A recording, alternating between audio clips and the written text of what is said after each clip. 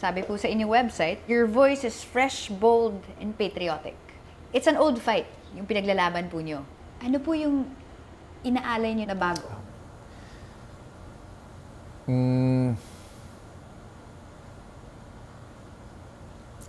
Siguro lahat naman ng nagnanais na baguhin ang ating lipunan, may sariling, bawat kandidato may ino-offer naman. Para sa akin, yung aking track record, namulat, naorganisa at kumilos sa hanay ng mamamayan, tingin ko yan ang wala sa ibang mga kandidato.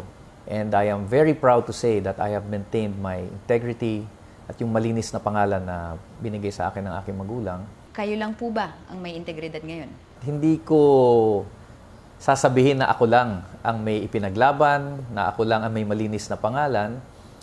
Pero siguro yung kombinasyon ng yung naging kasaysayan ko, naging bahagi ako ng EDSA 1, naging bahagi ng EDSA 2. What is it that you offer that's fresh? Alam mo, yung fresh siguro may kinalaman din yan na sabi nga ng nanay ko, may pagka-artistahin ka no, sa ating pamilya. Ikaw lang ang medyo pwedeng pumasa sa television. Siguro that's the freshness. Yung pagiging relatibong bata. So may idealism, may energy, mahilig tumakbo. Siguro ito yung mga sabihin na nating fresh.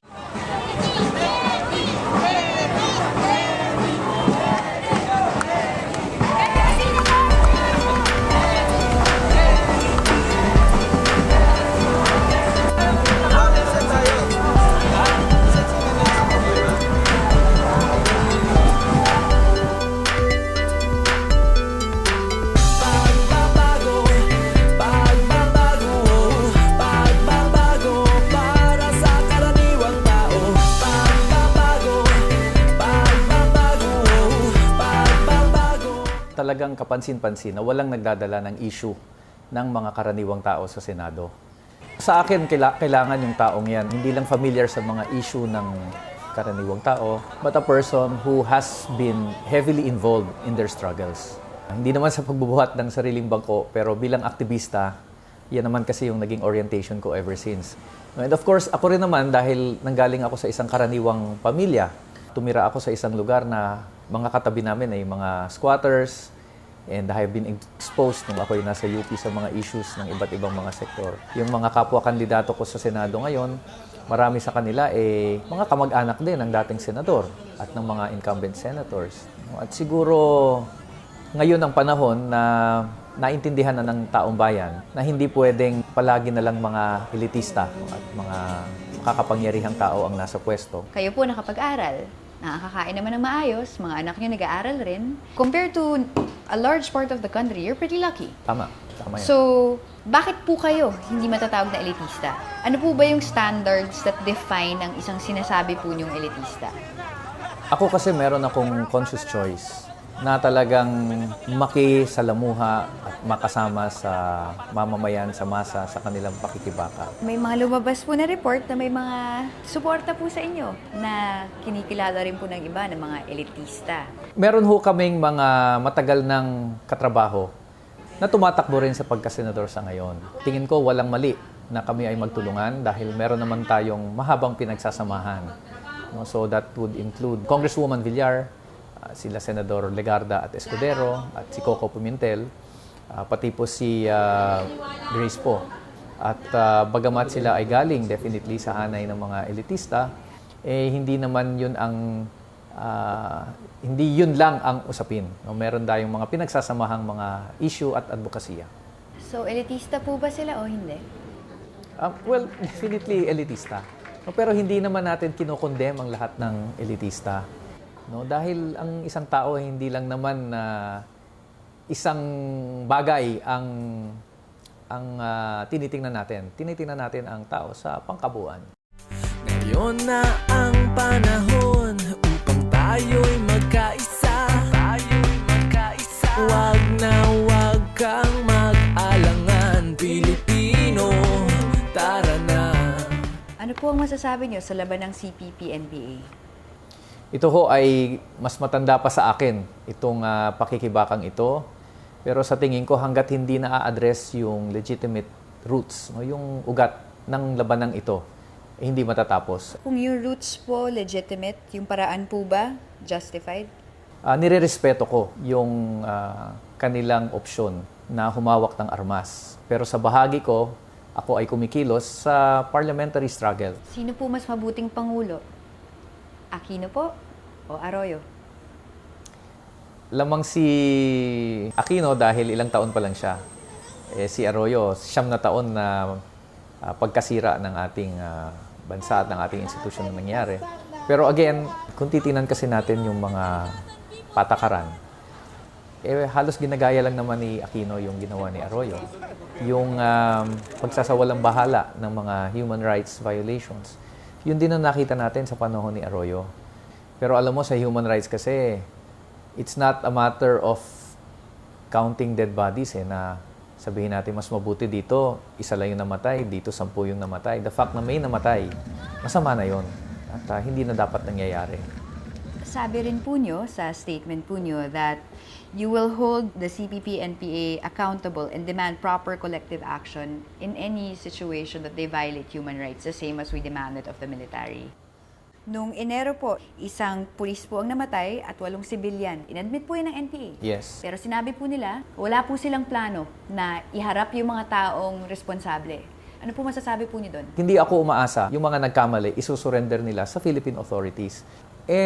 Sinasabi nila may sarili silang paraan para panagutin yung mga may kasalanan. Ang importante siguro, kailangan din ipaliwanag ng New People's Army ano naman yung gagawin nila para matiyak na mabigyan ng hustisya yung mga biktima at para matiyak na hindi na mauulit. Yung opisina po ba niyo, sir, naglabas na po ng statement na sinasabing kailangan ilabas ng NPA unit ng Negros Occidental yung mga taong responsable, pareho po sa Davao at sa mga ibang lugar?